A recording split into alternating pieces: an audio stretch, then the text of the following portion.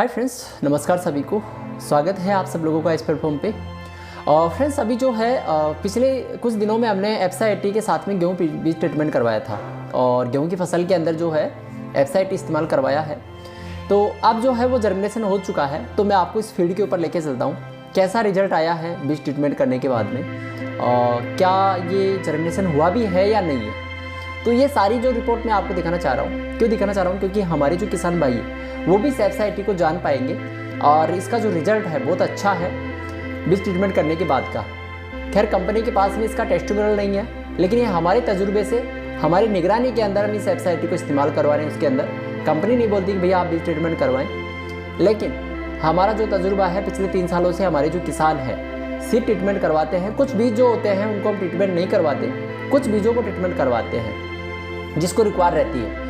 तो चलिए मैं आपको थोड़ा सा इसका रिजल्ट दिखाता हूँ ताकि आपको अच्छी तरीके से समझ में पाए। हाँ जी, फिर से हम इस खेत पे आए हैं और इसके अंदर गेहूँ को सीड ट्रीटमेंट करके डलवाया था हमने एप्सा 80 के साथ में।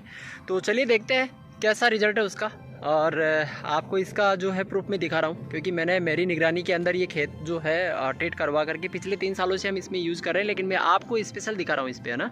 तो चलिए मैं आपको दिखाता हूँ बैक करके कैमरा और एप्सा 80 का रिजल्ट बीज ट्रीटमेंट करने का।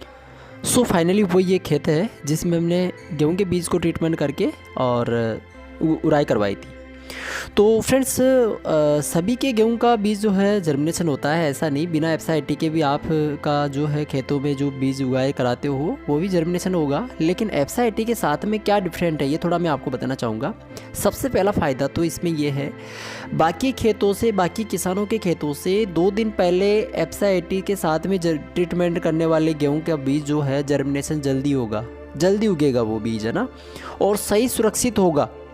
क्योंकि किसान जो है साथ में कुछ दवा भी इस्तेमाल करे थे और उस दवा को है ना मेंटेन करके रखता है एप्सा 80, और जिससे क्या होता है कोई या तो कोई कीट जो है, कीट है या दीमक है, वो उसको नष्ट नहीं करेगी बीज को, उसको सुरक्षित बचा के रखेगा एप्सा 80। साथ में जो है जिस खेत के अंदर हम उड़ाई करवाए हैं उस खेत के अंदर जो है मिट्टी थोड़ी डगल बनने वाली थी, है ना, थोड़ी काली मिट्टी थी जिससे डगल ज़्यादा बनते थे। तो हमने क्या किया था, पहले सिंचाई करवाई एप्सा 80 के साथ में, और सिंचाई करवाने के बाद में इसको बीज ट्रीटमेंट करके उड़ाई करवाई। तो आप देख रहे हो अभी डगल की समस्या थोड़ी कम हो गई है। आप देख रहे हो यहाँ पे छोटे छोटे डगल दिख रहे हैं ना, आप इससे भी ज़्यादा बड़े बड़े डगल होया करते थे इसमें। अभी आप देख रहे हो इसके गेहूँ के चारों में। तो पूरे खेत के कोना कोना में हमने जाके देखा है, चारों तरफ देखा, ऐसा कोई जगह नहीं दिखी जहाँ पे बीज नहीं उगा। एक एक दाना उगा है एप्सा 80 से ट्रीट करने के बाद में। लेकिन दोस्तों एप्सा 80 को बीज ट्रीटमेंट करने, एप्सा 80 के साथ में बीज ट्रीटमेंट करने के दौरान आपको किसी न किसी एक्सपर्ट की सलाह लेनी है।